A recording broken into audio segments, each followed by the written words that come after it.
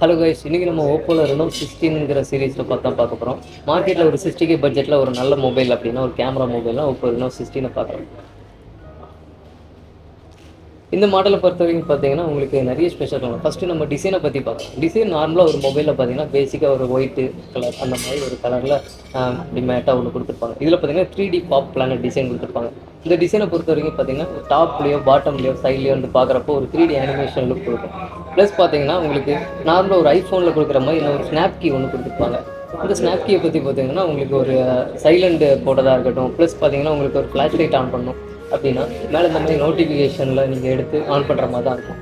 இதுவும் வந்து இதை கிளிக் பண்ணுறது மூலமாக சைலண்ட் பண்ணி வச்சுக்கலாம். அதே சமயத்தில் இந்த கிளிக் பண்ணி உங்களுக்கு ஃப்ளாஷ் லைட் ஆன் பண்ணி வச்சுக்கலாம். இந்த மாதிரி ஷார்ட்கட்டில் உங்களுக்கு எல்லாமே செட் பண்ணி வச்சுக்கலாம்.